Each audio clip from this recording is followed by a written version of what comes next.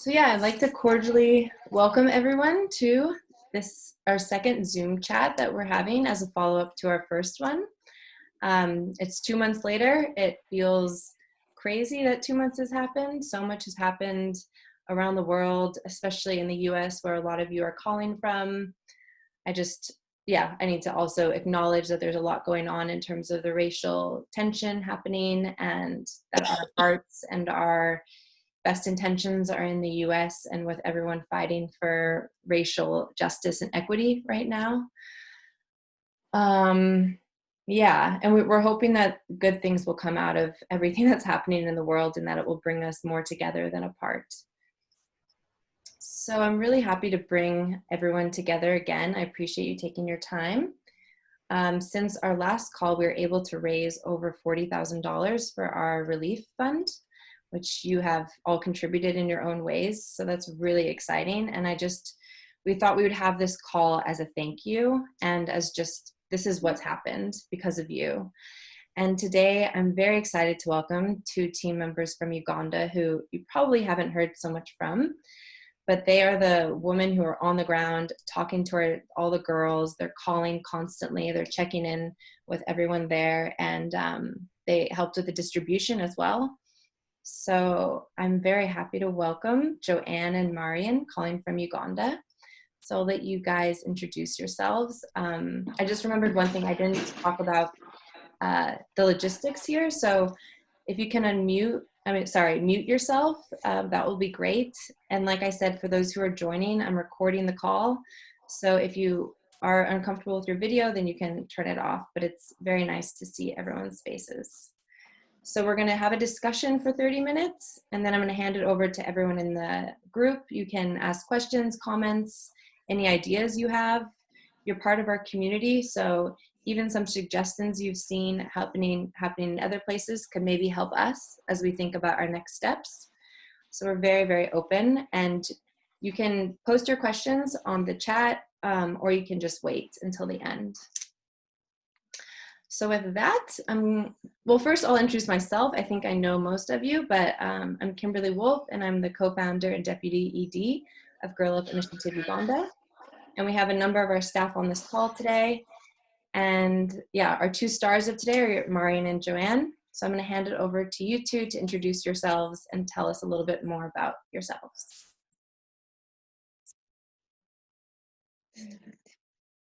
Hello, hi everyone. I'm so delighted to be here today in this call. Thank you so much for everything that you're doing, the other side, and supporting Girl Up Initiative Uganda. My name is Marion Achom. I'm the Program Officer Adolescent Girls, but I also manage Mazuri Designs Hub. Yes. Hello everyone. Thank you so much for joining us in this call, and I would love to start by appreciating you for supporting Girl Up wherever you are. I'm Joanne Atimango, and I'm a program officer for the Big Sister Mentorship Program. Thank you both. So I'm just going to give a very short overview of the current situation in Uganda. So right now there's been 665 confirmed cases, and still there's been 0 deaths, which is really great news. However, the lockdown measures have had very wide and far-reaching economic and social consequences. There's experts that suggest that 15 to 17 million Ugandans are going to fall into poverty because of COVID and the lockdown. And schools are still closed, meaning that many girls have nowhere to go during the day. And as you'll hear from the team, some of the parents are thinking of taking them out of Kampala and back to the village, which put them at higher risk of early pregnancy and early pregnancy and marriage. And the other big issue in Uganda right now is the violence happening in the homes against women and girls, which we'll also talk more about. But in terms of the COVID, the actual rates is not so high. It's the consequences that are having the biggest impacts on people's lives in Uganda. So looking back, like I said, we've been able to do a lot in the past 2 months. We were able to do a family relief package distribution to 1,550 families. which is over 7,000 people that we've reached with over 35,000 pounds of food. We also put together info sheets that we handed out about COVID and preventing violence. And it also included, actually I'll show you, I have a PowerPoint presentation. So these are some of the girls with the relief packages. And this is what was inside the relief package. So it included salt, sanitary pads, and soap, and the information sheets. And so by the end of next week, we're gonna reach our target of distributing 2,000 of these packages. So now I'm gonna hand it over to you on the ground in Uganda. So Joanne, can you tell me more about the distribution? You were there on the ground with Marian. How did it go? And what was the reaction from the people on the ground? The distribution went on well. Everything was successful, and on the side of the parents are really, really grateful because this is such a tough time. Most of the parents, we all didn't anticipate something like this to happen. And you get to realize that most of the parents to our children that we support in the Gala program, most of them, you know, the money that they work for on a daily basis is what they use to buy food. So during this period where work was put at a standstill, you find majority of them do not have a source of income. So you find they are starving, they do not have what to eat, the children are home, and they really need food. But because of the COVID response, the parents were able to get food and at least they were able to feed. They were really, really happy and grateful and thanked Gallup so much for thinking about them, especially at such a time. Thanks, Joanne. And I love this photo of Marian. You can see her there registering all of the families. Marian, did you have anything you wanted to add? All I have to say is that the parents, like Joanna said, that they are really very much appreciative of the relief packages because it came at such a time that they were so needy, that they needed it so much. So I just want to say that thank you so much for the support. Thanks, Marian. So another part of what we've been doing is having phone calls with the girls in our programs through their parents' cell phones. So our team has been really busy on phones all last week and this week, calling and checking in with the girls. I'll show a really nice picture of that as well. So yeah, Marian, maybe can you talk some more about that as well, how the calls went and what you're finding out from the families?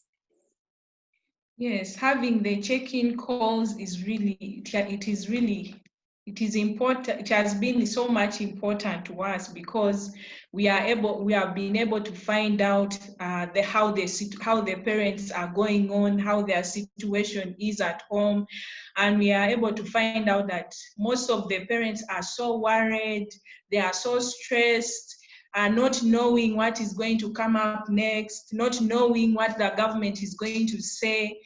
And then, of course, you know, how parents are so much used to having children being at school. So at this time, you find that parents are quarreling, especially those that are staying at home, exchanging maybe words. So they are, of course, talking to them. They were requesting if we can have counseling sessions for the girls at home, because they're like, really, I cannot handle this, of course, because they are not used to having staying with the children at home. So to them, it is something which is a bit challenging. Other parents are embracing it, are like, okay, we've been able to bond, because some parents have not been able to, you know, you're always used to work, but because they've been able to, the COVID has brought the lockdown, they are all together in one family. Others appreciate it because they've been able to bond together with their children. And then, of course, others are so much worried because you find that there is no business, like Joanna said, no business. How are they moving forward?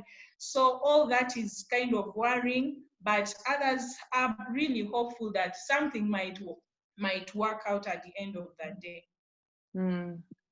Thanks, Marian. And I think it's also important to note that we're doing these calls also to find out our next steps.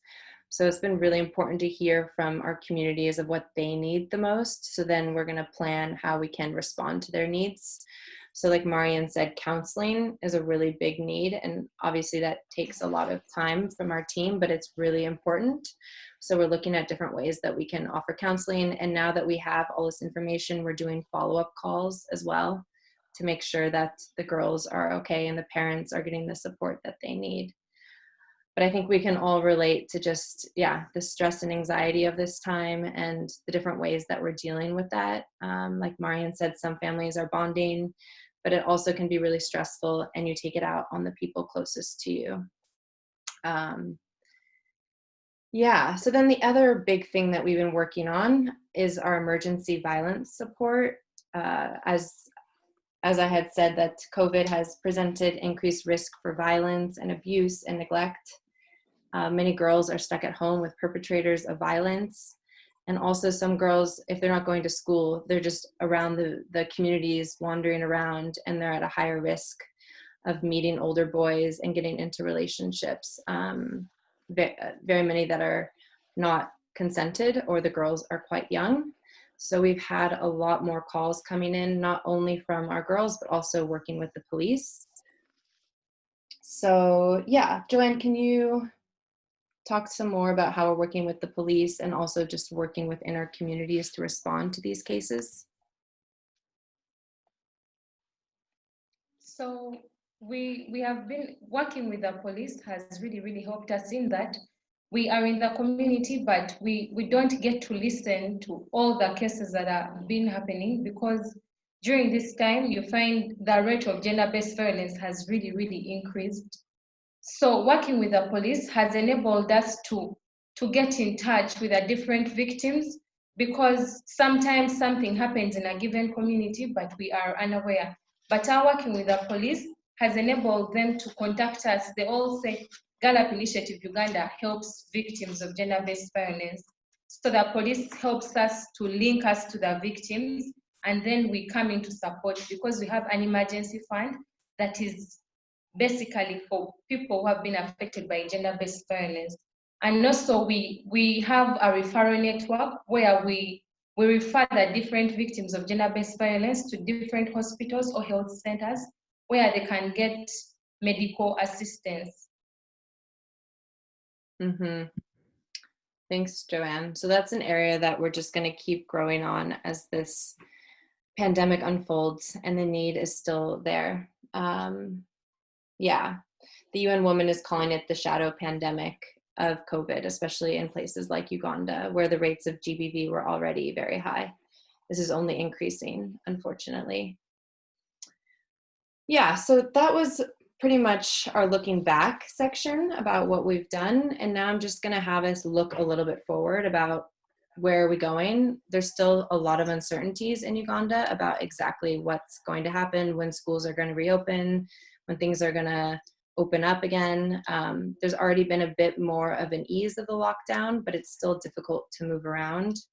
And like Joanne and Marian said, a lot of people have lost their jobs and there's no social welfare system to support them. So there's going to be we're in it for the long haul. So we have to continually meet as a team and think about, okay, now we know this, how can we respond to these challenges? So one exciting thing that we've started this week actually is doing health drives, community radios, and community health announcements around COVID, but mostly around preventing violence. So Joanne, I'm going to hand it over to you to talk a little bit more and share a photo that we have from the radio that happened yesterday. So about the community radios and the radio talk shows that we started yesterday, in Uganda, the social gatherings have really been limited and no social gatherings are supposed to be held, and you realize most of our work involves social gatherings, but we still have to give information to different communities. So we thought of coming up with new ideas, and what you're seeing on your screens is part of the new ideas where people get to discuss about health-related issues. And we work hand in hand with health workers, peer educators, male change agents, the different people in the different structures, and they get to share. They have a knowledge sharing session about sexual reproductive health and rights and gender-based violence. Then about the radio talk shows, we are having one tomorrow, and it's going to be heard by the beneficiaries. They're the ones who are going to be hosted, and they are also going to be sharing about how the COVID-19 times have affected them as young girls. Maybe Claire Singre can add something on that. Yes, thank you so much, Joanne. You pretty said it all. Maybe just to add that we're also planning to have a health drive, and the motive of this is also to be able to reach out to the community, to sensitize people further about COVID. Right now, there's a lot of, I should say, people have kind of relaxed, and I know this is everywhere. So we need to remind people how they need to, keep social distance and follow all the guidelines to make sure that they are healthy, but also to remind them that we have youth-friendly services in the community that they can go to and seek some medical assistance. We've had a lot of teenage pregnancies coming up, so we want to sensitize the community, the parents, the local leaders, that we all need to be together to be able to curb these issues, but also to just reach out and share all kinds of information with the community, keeping in mind that we need to stick together to be able to support each other during this period, but also to make sure that the youth, the girls and the boys are attended to and they know where they can run to in case there is any problem within their communities. Yes. Thanks, Claire. And so these health drives, for people who have or haven't been to Uganda, it's these vans that drive through the community with mega speakers, sending out different messages. Usually it's a marketing campaign for selling something, but in this case, we're using it to spread messages. And in this way, it's much more accessible. We've had people ask us why aren't you using phones or YouTube videos, and the issue is accessibility, especially in the areas where we work. People don't have access to smartphones or to computers or internet. So this is a way to spread a message for everyone, and it's been quite effective, and I think it's going to be quite exciting. So that's going to start tomorrow. And so then the other thing that we didn't talk about last time was about our Missouri Designs, our social enterprise, and the production of masks that we've started. And we've also been able to start our trainings, because for that program we have 30 women. So we've been able to have 15 different cohorts of 15 come at different times and do different trainings. And Joanne has led some trainings around personal development and communication. And yeah, I have some nice photos. Also, we have the temperature gauge. So when they come, we take their temperature and we make sure everyone is wearing their masks. So yeah, Marian, can you talk more about Missouri and how we're doing there? So just like you've mentioned, we've been able to produce masks for the structures that we work with in Gallup, but also for the staff of Gallup as Missouri. And then also how we produce the masks, we have our standard guideline that we follow, that is required by the Ministry of Health. But also, just like you said, we really follow the guidelines that have been put in place by the Ministry of Health, especially when engaging the students. We make sure that we social distance. And then also, we make sure that they wear masks. We make sure that we have that thermometer, the gun thermometer. Once we have the soap, the water, which we put outside of the building. Once they come, the first thing they do, they have to make sure that they have washed hands with soap. And as they come in, we check their temperature. And then also we make sure that we sanitize them. And then from there, we have to make sure that we separate them, make sure that the 4 meters from as it is required. Yes, that is what we are doing. Thanks, Marian. Yeah, we've been able to shift very quickly. It's been a bit challenging to get the materials for the masks, but I think, Marian, I think you even went today to the market to get more. So now we're set up so we can produce even more masks as the demand increases. And now I'm going to move. Yeah, we have so many things going on. We've really done a lot. I think it's, yeah, we're a team of women and we see problems and we want to solve them. So we've gotten a lot done. I just have two more things and then I'll move to the questions from all of you. So the second to last is around information sharing. And we've been doing a lot of it online.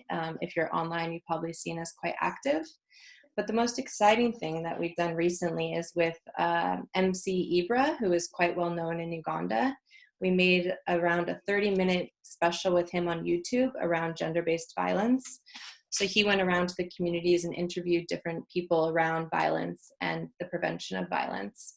I'm going to show you just a picture of that. For us who don't speak Luganda, it's a bit more difficult to watch because it's not in English, but it's a really great little special from MC Ibra.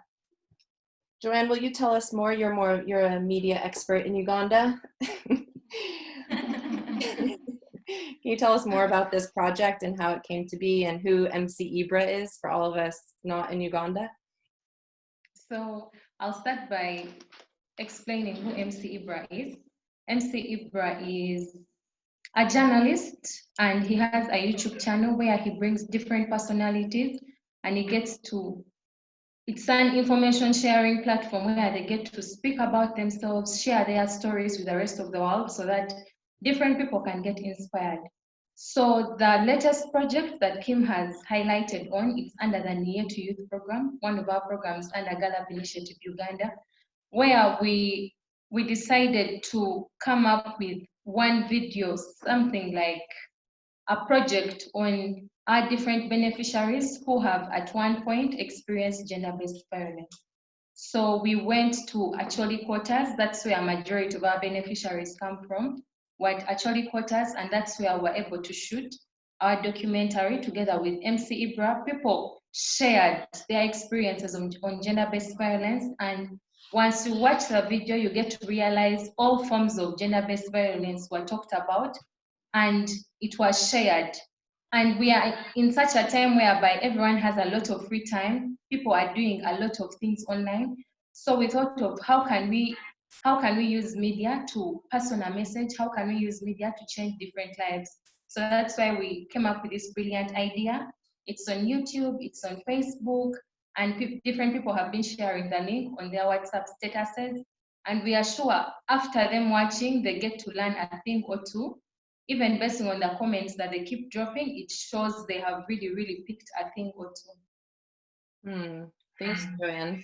And besides that, we're also working on other videos and podcasts and Facebook Lives and all kinds of things. So we've really invested a lot more in our communications, both online and in the communities as well. So the last project is something that we haven't rolled out yet. So we're just giving you a sneak peek. It's something that we're in the design works of now, but it's called Bringing Voices Together, which is something that the team came up with in Uganda.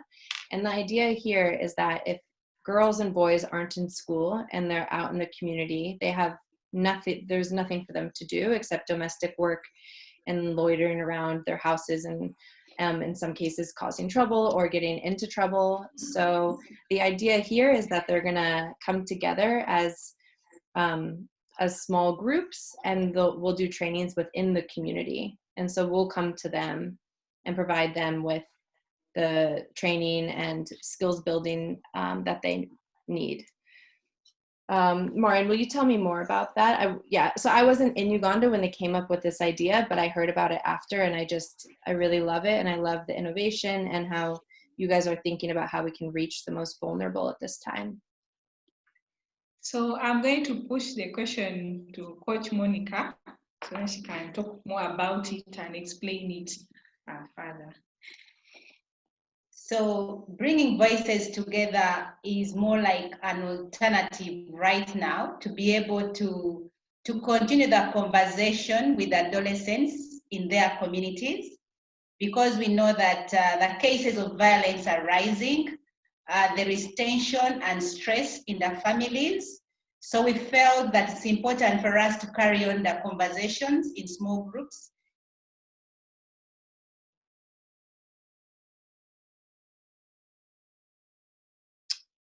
Oh no, Monica, I think we lost you there. Claire, do you want to jump in?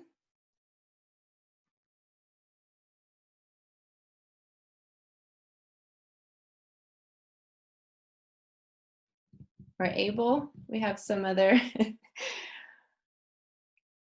Ugandan team members on the call. Sorry about that. Okay, you're back. Yes, so we shall be having small conversations around violence, around communication, around peer pressure, because we know with girls and boys being at home, there are so many cases that could arise. It could be violence, it could be high rates of pregnancy. There was a news report that girls were getting pregnant in just these 2 months. A number of girls are getting pregnant. So we are trying to see, how do we curb the problem? How do we solve a problem before it happens? So we feel that we can't only wait for schools to open. We need to start having these conversations in the communities. And what's going to be so unique about bringing voices together is that we shall identify role models in these communities, work with the local chairpersons in these communities to make sure that it's more of a whole community approach in addressing these issues, having these conversations. So that's the new project that we are brainstorming about and seeing how we can start off maybe by next month. Thanks, Monica. And you also brought up a very important point about the community approach, that with everything that we're doing, it's really important that we're working with our partners, and that we couldn't have done all this work without you. And you are all also part of that community. So I think it's just made us appreciate the relationships that we've built and how they've helped us in this time and helping us to help others. So yeah, that's the end of our presentation. I was now going to open it up because I know a lot of you might have questions or suggestions, ideas. So I wanted to open the floor to you all to hear from you if you have anything to add to the conversation or to ask Marian and Joanne.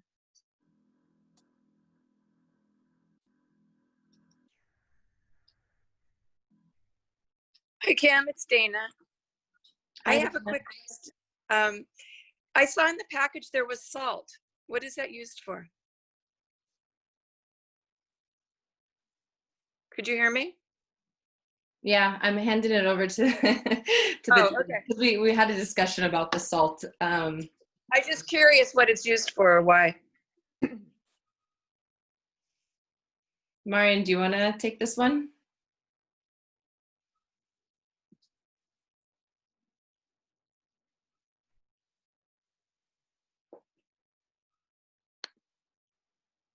I think she's muted. Let me unmute her.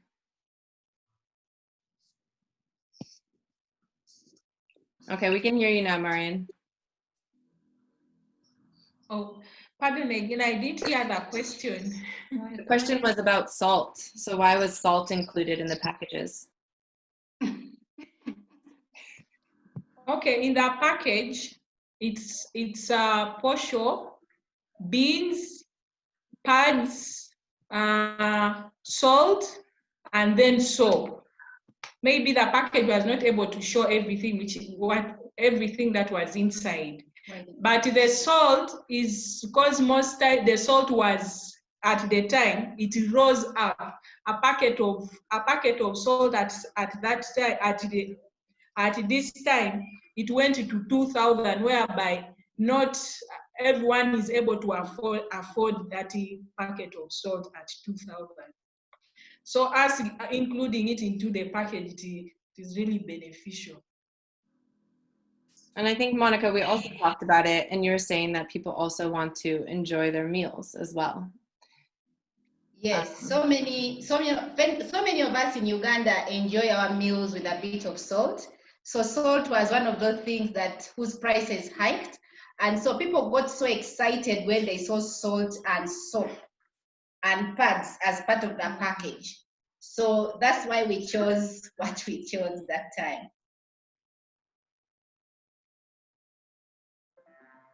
I've got a question. First of all, that was a great presentation, and it is amazing all the things that you are accomplishing and getting done. And I so appreciate you stepping up in the COVID-19 and trying to make life a little bit better. In terms of the masks, I was really curious about that. How many people are working on that? I might have missed that. And are there goals for how much you want to produce, and are people wearing the masks? Thanks. Yes, thank you. So our target is to produce 2,000 masks. So here are the ones that we have produced, because it is from the Ministry of Health, but also for us as individuals. Because of the COVID-19, we have to make sure that we wear the mask in order to prevent ourselves from getting the disease. Yes, so people are really trying their level best to wear the masks. So whether you want it or you don't want, you have to make sure that you wear the mask.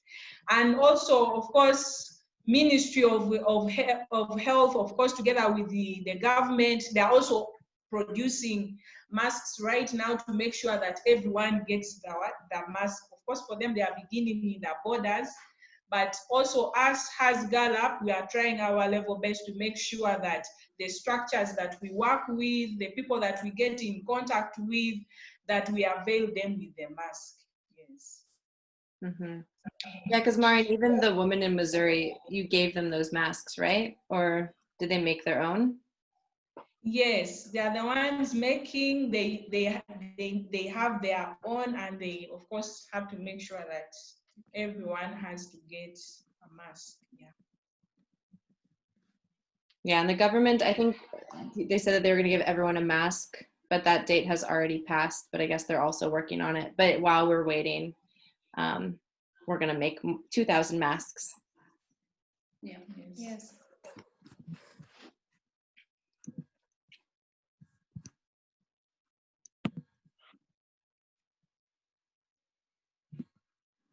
Cheryl, did you have a question? Sherry? No. I can ask a question. Hello everyone. So yeah, I'm kind of curious. Just I've gone to a few like online sessions and talking about COVID and how to adapt and like move forward in this time. And do you think a lot of what people are saying, especially in the nonprofit field, is that this is the time for partnerships and like a lot of local partnerships, just because dividing and conquering and being able to it's very hard for one organization to kind of handle everything at this time. So kind of like looking outwards to other organizations to fill gaps that you see and to really I think that's like a really great thing about nonprofits in general, is that you have that opportunity to do so and to like really bring people together because, you have a similar goal. So yeah, I just didn't know if you had thought about any like local organizations, like other ones kind of with similar missions that you were potentially looking into for partnerships. Yeah, I can answer, and then the team on the ground can add in. But through the NIA2 youth program, we're a consortium, so we have very strong partnerships there. And I know specifically we've been working with Setovip, an organization that works to prevent domestic violence. So we've been working with them a lot on our GBV cases. But Marian or Joanne, do you guys have anything to add, other organizations that we're working with? Not as yet, because right now everyone is just getting to reorganize themselves. So it's important for us to start from within to help ourselves before we can stretch outward. So everyone is getting back to work, but we are hoping definitely that we can be able to work even with other organizations. However, Gallup has been instrumental in sharing knowledge. For example, one of our partner organizations requested that we, hold a session on training other partner organizations on how we do the social media, how we fundraise online. So we are able to share some of our knowledge to these other partners. Tomorrow, I'll be on a webinar sharing about fundraising to partners of the Obama Foundation. So it is something that we share, because right now everyone is just coming back to their office, retuning themselves, but we've been we love to share. We share our resources, our techniques, and we've been sharing that online with partners who reach out, even to funders who request that we share with their partners. So that we are doing. Thank you. I do have a question, Kim. Good intuition. The masks, are they free? Is it a way that you're still trying to raise money? What's going to happen with those 2,000 masks? So that 2,000 masks are masks that we intend to distribute to our beneficiaries. Just like we distributed food relief items, so the masks is one of them. And for us to continue engaging them in whatever way, then we need to support them with masks, because masks cost about $1 or $1.5, and not everyone can afford that, because the price of a mask is the price of a package of sanitary pads. And yet there are restrictions that if you're to move out of your house, if you're to go to the market, you should have this mask. So, and of course we know that our communities can't afford the surgical masks or the medical masks, but we know that with the reusable masks, they can actually wash, iron, and use them as many times as they wish. So definitely we are putting again resources to see how do we raise money for that 2,000 masks. However, we are also reaching out to other organizations that want to make masks for their communities, so that we can also produce masks that can bring in business for the Missouri Designs Hub. But the 2,000 are primarily for our beneficiaries.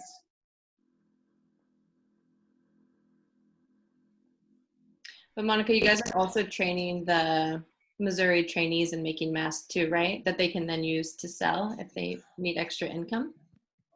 Yes, we are doing that. We are training the students.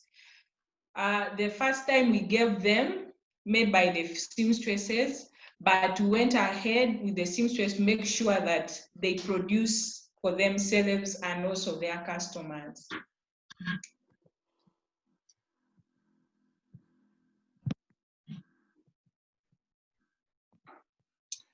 Thanks.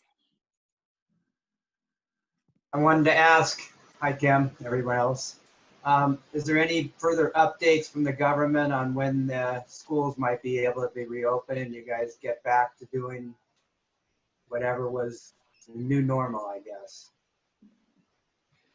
So the update from the government is that for students who are in their final classes, let's say primary 7 going to secondary school, or those at high school, school may open in a month's time from now. It was supposed to have opened by 4th of June, but again, the ministry felt that they were not prepared because they didn't know how public transport will turn out, but also because some students are in day schools that need to commute every day. And given the facilities in the schools, the facilities can't afford having students, especially when there's an outbreak, if it happens. So government was planning to increase on the number of their testing kits, so that children who go to boarding schools are tested, and teachers are told to stay in the school and not to leave. So government says they are really still trying to navigate how best to take it on. But for students in other classes, we really think that school may be pushed to next year, because there is no way they can, given our infrastructure, there is no way they can manage in case it goes out of hand. So we think that the other classes may have to resume school next year, unless otherwise. Also, yesterday, government warned that Ugandans were not adhering to the issues of social distance and sanitizing. So government is warning that they could order for a second phase of lockdown for another 14 days. So we are yet to see what happens, but yeah, there's a bit of reluctancy. I think people are very exhausted, stressed, they just want to go out. Yeah, so we don't know, but yeah, we keep hoping that maybe, but yeah. Monica, can you maybe describe the difference between lockdown and what you are in now? We are still in a lockdown, Kim. Yeah. Partial lockdown versus full lockdown. It is, I can ride my car and go to town. Previously, you needed a sticker from the ministry. You couldn't go out, you couldn't leave your house. But it is that during the day you can go to town, but you cannot travel to border districts in the country. People in the border districts can't come to the central districts where we are. But it still maintains that curfew hours start at 7 p.m. So at 7 p.m., no cars outside, no people moving outside. So it's still strict. The army, the military is everywhere. Yeah, so at 7 p.m., it's really very tight and strict. But at least you can go to the market, you can drive your car, go to town. But the rule is you should be putting on a mask whenever you're in public. Yeah, so Uganda's had one of the strictest lockdowns in the world, bringing in the military, setting a curfew. I mean, right now it's quite late in Uganda, so they're lucky that they stay close because it is dangerous. You can't be out after 7 p.m. The military is on the streets. So we're also lucky that we're able to get access with our car through one of our teachers had a sticker. So that's how we were able to do the distribution. But otherwise, we wouldn't have been able to move. Yeah, it hasn't been easy. It sounds, I mean, I'm not there, but from what I've heard. Yeah, maybe also a point to note is that we've really supported our staff, that our staff are picked on the roadside to their homes and dropped every day. We only have 2 staff working remotely, the rest are here. And of course, giving staff support with transportation has really been very helpful. So having a van with us, all we do is fuel and make sure that staff are supported. And also, in case a staff member has an emergency, a family needs to go to the hospital, the van can definitely come in handy to support, because we are also trying to minimize staff getting into public transportation.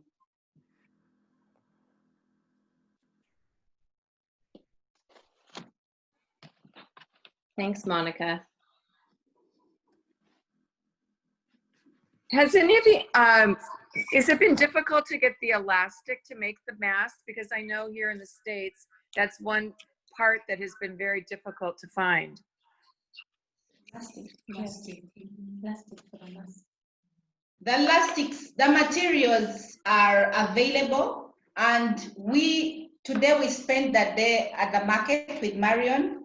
We've stocked items that can last us for 6 months, that even if government said we are closing, we shall still have material to produce the masks and give them to our beneficiaries. So, but the materials are available locally. But it was a challenge because the markets weren't open, right? So they've now just reopened. Yes. So that's, yeah, it's good to hear that you stocked for 6 months. It's smart.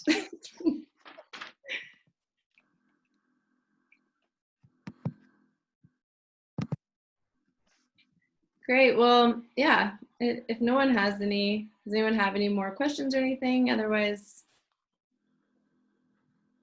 I am curious. I don't know if you can answer this, or maybe someone in Uganda. Are there any resources in Uganda for digital health?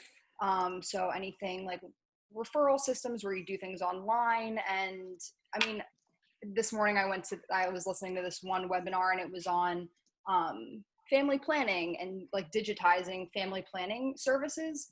And it was very interesting to see how a lot of countries and a lot of systems are adapting kind of to that and changing. And I think that this is like a good opportunity. And I know that I'm getting ahead of myself, just like I did with the partnerships, but I think that this is like looking forward into like the very far future, like kind of finding ways, because you never know if this is going to happen again. I guess now, like thinking that this is happening now and not knowing if it's going to be keep reoccurring, if there's any way to like digitize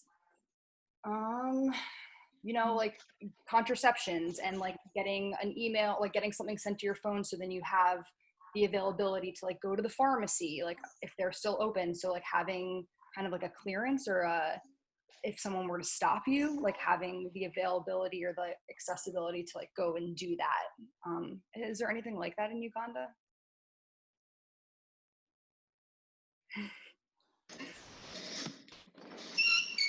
Yes, some organizations that use a lot of social media and technology are taking on that approach. But currently for us, the context that we operate in and the clientele that we serve, that doesn't work for them. And that's why we are beginning to do mobile drives, having health workers in a car and sharing information, because again, the issues of social distancing are what we are trying to adhere to. And that's why we are having also the community radios. The community radios are not the typical radios that we know about. These are community loudspeakers that where people go in a room and share information. So definitely for other organizations that are really doing a lot of IT and their clients can be reached using social media, are beginning to do that and take that direction. But the clients we serve are some clients that do not even have cell phones. So we've also adopted the local, because previously we used to organize for medical service camps, but right now the issues of gatherings is banned. And that's why we are using the local radios in the communities, but also having like a mobile drive, having a health worker, having a peer educator, and sharing information while sharing also our flyers, our information pack flyers. So that's what we are doing as Gala.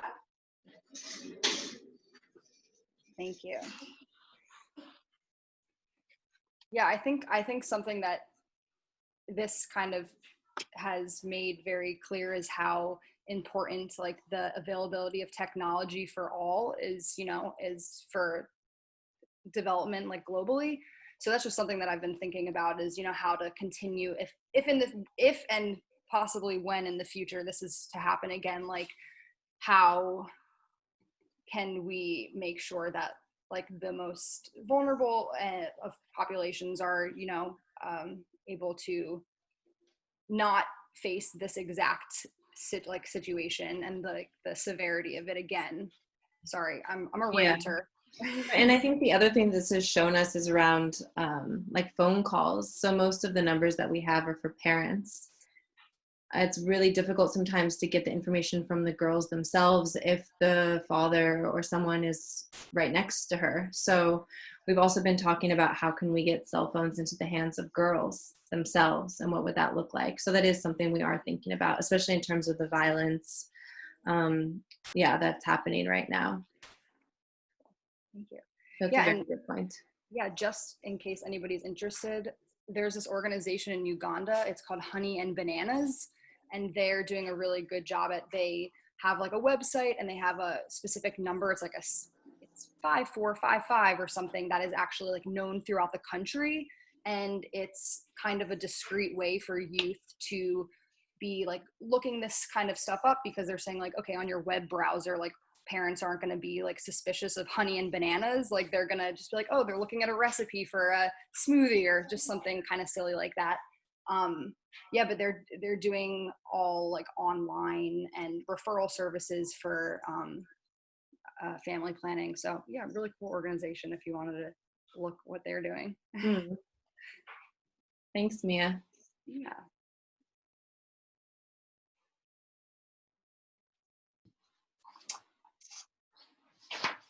All right. Any last questions or comments?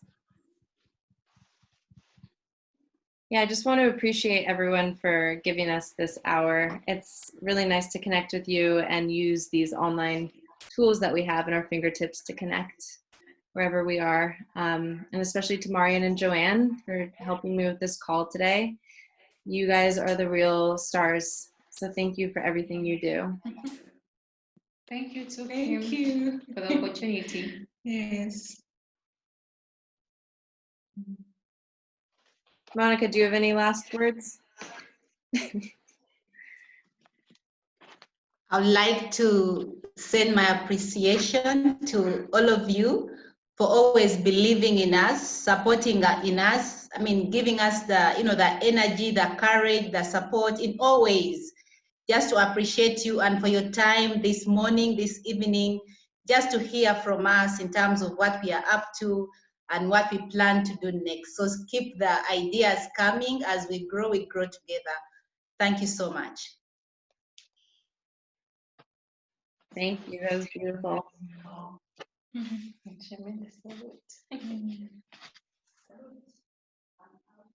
All right. We wish you all beautiful days ahead or evenings. Bye. Bye.